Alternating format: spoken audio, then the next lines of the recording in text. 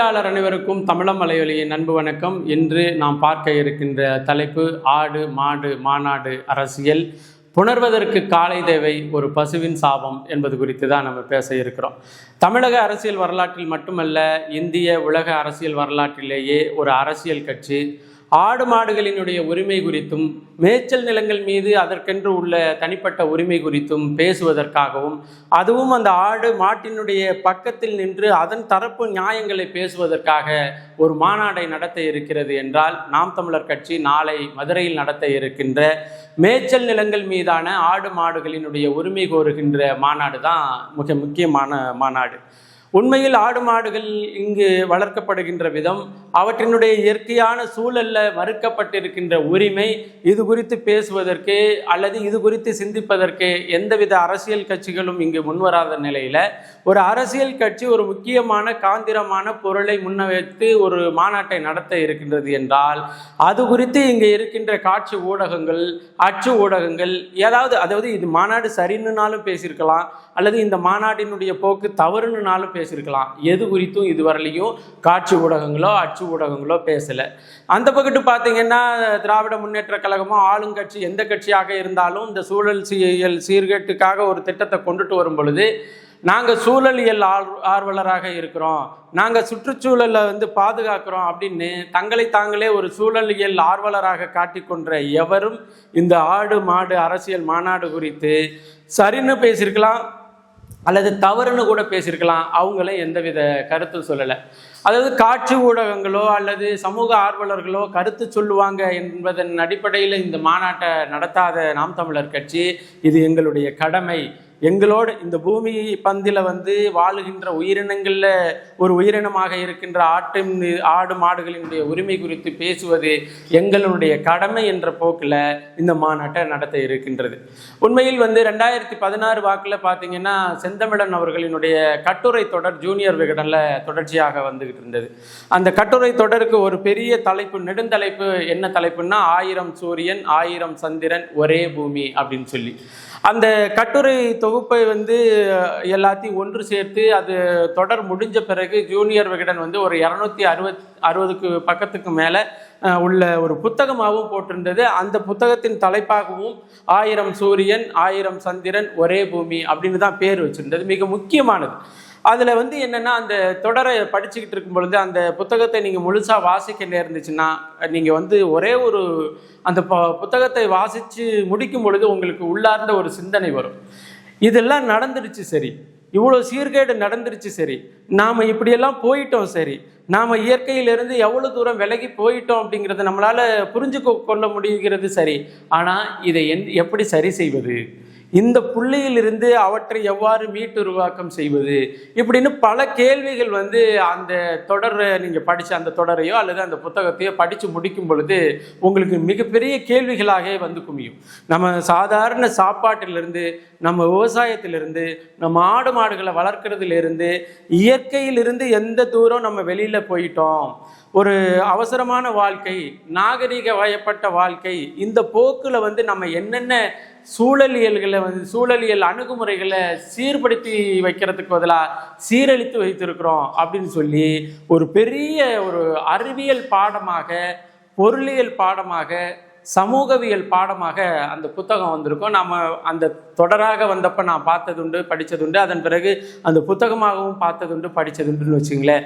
அந்த புத்தகத்தை படித்து முடிக்கும் பொழுது இந்த சூழலியலுக்கு இந்த புள்ளி இவ்வளவு சீரடைஞ்சு போயிடுச்சு, இந்த அளவுக்கு நம்ம திரும்பியே பார்க்க முடியாமல் இவ்வளோ தூரம் வந்துட்டோம், இனி எப்படி மீட்டுருவாக்கம் செய்ய போகிறோம் அப்படிங்கிற ஒரு சிந்தனையை தூண்டும் பொழுது உங்களுக்குள்ள ஒரு அரசியல் பிறக்கும் இல்லையா? அந்த அரசியலினுடைய ஒரு வடிவம் தான் இந்த ஆடு மாடு அரசியல் மாநாடு. மேய்ச்சல் நிலங்கள் மீது ஆடு மாட்டுக்கும் இருக்கின்ற என்ன உரிமை இருக்கின்றது, உண்மையில் இந்த பூவி பந்தில் மனிதனுக்கு என்ன உரிமை இருக்கின்றதோ அதே உயிரினம், அதே உரிமை இந்த மண்ணில் இருக்கின்ற ஒவ்வொரு உயிரினத்திற்கும் இருக்குங்கிறத வந்து மிக தெளிவாக அது பேசியிருக்கும். அப்போ அந்த வழியில தான் இந்த மாநாடானது நடத்தப்படுகிறது. இன்னும் சொல்ல போனால் அந்த புத்தகத்தினுடைய தலைப்பாக நான் சொன்னதை உங்களுக்கு மறுபடியும் ஞாபகப்படுத்துகிறேன். 1000 சந்திரன் 1000 சூரியன் ஒரே பூமி அப்படிங்கிற மாதிரி இங்கே அண்ணன் சீமானவர்கள் வந்து சூழலியல் சார்ந்து இந்த பூமியானது சூழலியல்ல வந்து எவ்வளவு முக்கியம் என்று பேசுவது போது ஒரு செய்தியை பதிவு பண்ணுவாங்க. நாம் கும்பிடுவதற்கு 1000 சாமிகள் இருக்கலாம், ஆனால் வாழ்வதற்கென்று ஒரே ஒரு பூமி தான் இருக்குது. அந்த ஒரே ஒரு பூமியை நம்ம பாதுகாப்பாக நமது எதிர்கால தலைமுறைக்கு விட்டுட்டு போகணும் அப்படிங்கிற கருத்தை வந்து மிக ஆழமாக பதிவு செய்வார். அப்படி தான் இந்த அரசியல் மாநாட்டை நம்ம பார்க்குறோம். இந்த மாநாடுடைய நோக்கம் என்ன அப்படின்னு சொன்னால், இப்போ மாநாடுடைய திட்டமிடல் இது எல்லாமே வெளிவந்துக்கிட்டு இருக்குது. நிறைய காட்சி பதிவுகளும் வந்து கொண்டு இருக்கின்றது.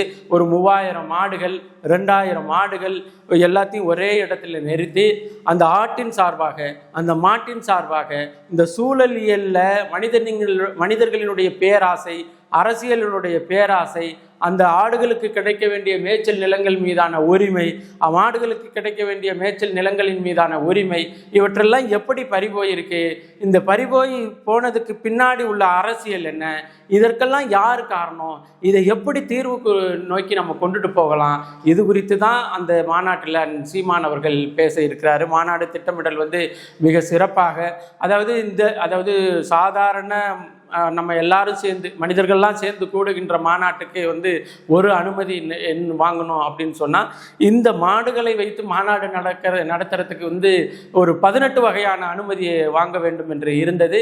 அந்த 18 வகையான அனுமதியையும் வாங்கி அந்த ஆடு மாடுகளுக்கு உரிமை உள்ள அவர்களோடு சேர்ந்து அவர்களினுடைய ஒப்புதலோடு இந்த உரிமைகளையும் வாங்கி இந்த மாநாடானது திட்டமிட்டிருக்குது. இந்த மாநாடை பொறுத்தவரையிலேயே அண்ணன் சீமான் அவர்கள் இருந்து மேடையிலிருந்து பேசுவாங்க. அதற்கு அடுத்த பக்கத்தில் அதுக்கு அடுத்தாற் போல் வந்து காட்சி பதிவுகள் செய்கின்ற ஊடகங்கள் இருக்கும். இரண்டு பக்கமும் மாடும் வந்து தனித்தனியாக அந்த பட்டி மாதிரி வடிவமைத்து அதில் கட்டி போடப்பட்டிருக்கும். இந்த அரசியலை உள்வாங்குகின்ற நாமெல்லாம் அந்த மாநாட்டினுடைய மேடையிலிருந்து ஒரு 300 மீட்டருக்கு பின்னாடி நாம் அமர்வதற்கும் அங்கே இருக்கைகள் அமைக்கப்பட்டிருக்கு. மிக சிறப்பாக வடிவமைக்கப்பட்டு இந்த மாநாடானது இது ஒரு முக்கியமான காந்திரமான அரசியலை பேச இருக்கின்றது. என்ன அரசியலை பேச இருக்கின்றது? இதில் வந்து இப்போ ஜல்லிக்கட்டு போராட்டம் எதற்காக நடந்தது, ஜல்லிக்கட்டுக்கு வந்து தடை விதிக்க வேண்டிய அவசியம் என்ன, அதற்கான அரசியல் என்ன, இன்னும் வந்து சர்வதேச கார்ப்பரேட்டுகள் வந்து ஜல்லிக்கட்டு மாட்டுக்கு தடை விதிக்க வேண்டும் என்று எதற்காக கோரிக்கை வைத்து நாங்கள் ப்ளூ கிராஸ் அது இது அப்படின்னு சொல்லி வந்து நின்னாங்க. பீட்டா அமைப்புன்னு ஒரு அமைப்பு வேண்டும் என்று எதற்காக உருவாக்கப்பட்டது. இப்படி எல்லா அரசியல் கருத்துக்களும், இன்னும் சொல்ல போனால் மனிதர்கள் தரப்பிலிருந்து மாட்டுக்காக பேசுவதை ஒரு மாடே தன்னுடைய அரசியல் கருத்தை பேசினுச்சுன்னா எப்படி இருக்குமோ, எந்த நியாயத்தை வலியுறுத்தி இருக்குமோ அதே மாதிரியான ஒரு அரசியல் கருத்தை தான் நாளைக்கு அந்த மாநாட்டினுடைய மேடையானது எதிர்கொள்ள இருக்கின்றது. இன்னும் சொல்ல போனால் அந்த இப்போ நான் சொன்னேன் இல்லையா, ஆசான் செந்தமிழனுடைய ஒரு நூல் கொடுத்தேன் இல்லையா, அதே போல ஆசான் செந்தமிழன் அவர்கள் வந்து ஒரு முக்கியமான பதிவை வந்து கண்ணோட்டம் என்ற இதழில் எழுதியிருப்பாங்க. ஒரே ஒரு கட்டுரை தான், மிக சுருக்கமான கட்டுரை, ஆனால் நமது நெஞ்சை ஆழ தைக்கின்ற கட்டுரை. அந்த கட்டுரையினுடைய தலைப்பு என்னன்னா, புணர்வதற்கு காலை தேவை, ஒரு பசுவின் சாபம் அப்படின்னு சொல்லி அந்த கட்டுரையானது வரும். அப்போ ஒரு மாடு அது என்ன மாதிரியான மனநிலையில இருக்குது, அது எப்படி மேயுது, தன்னுடைய இயற்கையினுடைய நடைமுறைகளை அது எவ்வாறு பார்க்குது, மனிதனுடைய பேராசை அதனுடைய இயற்கையினுடைய நடைமுறைகளுக்கு எவ்வாறு எதிராக இருக்கின்றது, இது குறித்து தான் அந்த கட்டுரை வரும். அந்த கட்டுரை அதாவது இயற்கையின் அடிப்படையில், மரபின் அடிப்படையில் ஒரு ஆணும் ஒரு பெண்ணும், அதாவது ஒரு காளை மாடும் ஒரு பசுமாடும் சேர்ந்து வந்து கருத்தரிக்கிறது தான் உண்மையான கருத்தரிப்பு, அதுதான் வந்து இயற்கையினுடைய நீதி. ஆனால் இங்கே காளை மாட்டை வந்து வளர்க்குவதற்கு வந்து சோம்பேறிப்பட்ட இந்த சமூகம் பசுமாட்டை மட்டும் வளர்த்துக்கிட்டு ஒரு டாக்டர்கிட்ட வந்து அழைச்சிட்டு வந்து சென ஊசி போட்டு அந்த மாட்டை வந்து பசுமாட்டை வந்து கருத்தரிக்க வைப்பதற்கு பின்னாடி உளவியலாக அந்த பசுமாட்டுக்கு ஏற்படுகின்ற சிக்கல் என்ன, அது சாபம் விடுகிறது. அது வந்து என்னுடைய இயற்கையான பசியை கூட நீங்கள் மதிக்கலை, உங்களுடைய பொருளாதார தேவையும் உங்களுடைய ஆசையின் மீதான மிகப்பெரிய பற்றும் என்னுடைய உண்மையான உரிமையை கூட பறித்து நிற்கிது. என்னுடைய உரிமையை பறித்து நிற்பதற்கு நீங்கள் யார்? அதனால் நான் சாபம் விடுறேன். எனக்கு எப்படி நான் ஒரு ஆணோட சேராமல், ஒரு பசுமாட்டானது ஒரு காளையோடு சேராமல் கருத்தரிக்க வைக்கிறீங்களோ, எதிர்காலத்தில் நீங்களும் ஒருத்தரோடு ஒருத்தர் சேராமல் தான் குழந்தை பெக்கணும் அப்படிங்கிற ஒரு சூழலாக உருவாகணும் ஒரு சாபம்ன்ற மாதிரி அந்த கட்டுரை நீளும். உண்மையிலேயே அந்த கட்டுரையை இன்று பார்க்கும் பொழுது ஒவ்வொரு நகரங்களினுடைய வீதிகள்லையும் முக்கியமான இடங்கள்லையும் செயற்கை முறை கருத்தரிப்பு மையம் என்று இருக்கிறதையெல்லாம் நம்மளால் பார்க்கும் பொழுது உண்மையிலேயே அந்த கட்டுரையில் அந்த பசுமாட்டினுடைய தீர்க்க தரிசனத்தை நம்மளால், அதாவது தீர்க்கமாக யோசித்து இந்த கருத்தை பதிவு செய்திருக்கிற விதத்தை நம்மளால் பார்க்க முடிஞ்சது. அப்படி அந்த பசுவினுடைய உரிமை குறித்து பேசுவதாகவும் இந்த மாநாடு அமைகிறது. உண்மையிலே இந்த காலகட்டத்தில் சீமானவர்கள் என்ன பேசினாலும் என்ன செஞ்சாலும் விவாதத்திற்கு உட்படுத்துகின்ற இந்த காட்சி ஊடகங்களும் இந்த சோகால்டு இன்டலெக்சுவலும் இந்த மாநாடு குறித்து தங்களுடைய பார்வையாக இது சரின்னு பேசுங்க அல்லது தவறுன்னு பேசுங்க. ஆனால் பேசாமையே போகிறது என்ன? பேசாமையே போனால் அது எல்லா நாளும் அப்படியே போயிடுமா அப்படிங்கிற ஒரு கேள்வி இருக்குது. இதுலேயும் ஒரு சில பேர் மாநாட்டுக்கு தடை விதித்தவரையே பக்கத்தில் வச்சுட்டு மாநாடு நடத்துறது எவ்வளோ பெரிய கேளிக்கை அப்படின்னு எல்லாம் பேசுகிறத நம்மளால் கேட்க முடியுது. உண்மையில் அவர்களுக்கு புறம் கூறுவதை தாண்டி வேற எந்த முக்கியமான பணியும் இல்லை அப்படிங்கிறத நம்மளால் பார்க்க முடிகிறது. ஒரு காலத்தில் ஒருத்தர் ஒரு தவறு செய்கிறாரு, அவர் செஞ்சது தவறா என்ன தெரியாமலே அந்த தவறை செஞ்சுட்டு மறுபடியும் அதை சரி செய்து கொள்ள வேண்டும் என்று நினைக்கிறாரு. அவர் என்ன வெட்டியாக கொண்டுடுவீங்க அப்படின்னுலாம் நம்ம பார்த்தோம்னா, இந்த குறை சொல்கிறீங்கல்ல, இந்த குறை சொல்லுறவங்க எல்லாம் கடந்த காலத்தில் எத்தனை தவறுகளை செஞ்சீங்க, அதுக்கெல்லாம் என்ன வெட்டியாக கொண்டுட்டாங்க அப்படிங்கிற ஒரு கேள்வி தான் மிச்சமாகிறது.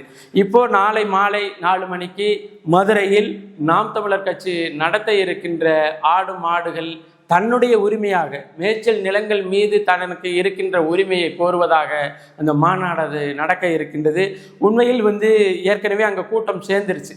என்ன கூட்டம் சேர்ந்துருச்சு அப்படின்னு சொன்னால் 3000 மாடுகள் அங்கே தயாராகிடுச்சு. 2000க்கும் மேற்பட்ட ஆடுகளை தயார்படுத்தி வச்சுட்டாங்க. ஒளிபெருக்கி பேசுவதற்கான ஆள் எல்லாமே அங்கே தயாராகிடுச்சு. ஆனால் இந்த உலகத்திலேயே வேற அரசியலும் வேற எந்த அரசியல்வாதியும் முன்னெடுக்காத ஒரு செய்தியை ஒரு காட்சியை நமது கட்சி நாம் தமிழர் கட்சி நமது மண்ணில் தமிழ்நாட்டில் நாம் முன்னெடுக்கிறோம் அப்படின்னு சொன்னால் அந்த இடத்தை அந்த காட்சியை நாம் நேரடியாக கண்டு கழிக்க வேண்டியது, கண்டுணர வேண்டியது, கண்டு பரப்ப வேண்டியது மிக மிக அவசியமாக கருதப்படுவதனால தான் உங்கள் எல்லாரையும் அந்த மாநாட்டுக்கு நாங்கள் அழைக்கிறோம். அவசியம் வாருங்க. நீங்கள் இது இங்கே இப்போ 3 முனை போட்டி, 4 முனை போட்டி, 2 முனை போட்டி, பல முனை போட்டி, இப்போ இதெல்லாம் பேசிகிட்டு இருக்கிறாங்க. இப்போ இது குறித்து எந்தவித அக்கறையும் இல்லாமல் ஒரு தேர்தலுக்கான வழிமுறைகள், தேர்தல் அரசியலில் நிற்கின்ற ஒரு கட்சி தேர்தலுக்காக மட்டும் வியூகங்களை பற்றி யோசிக்காமல் வகுக்காமல் சூழலுக்கான அரசியலையும் சூழலுக்கான சமூகத்தையும் சமூக நீதி ஒரு அமைப்பையும் உருவாக்குவதற்கு நமக்கு மட்டுமல்ல நமக்கு கூட இருக்கின்ற வாய் பேச முடியாத அந்த ஆடு மாடுகளுக்காகவும் ஒரு சமூக சீர்திருத்தத்தை சமூக உரிமையை பெற்றுத்தருவதற்காக ஒரு மாநாடு நடத்த இருக்கிறார் அண்ணன் சீமான். அவசியம் உங்கள் எல்லாரையும் அந்த மாநாட்டுக்கு அழைக்கிறோம்.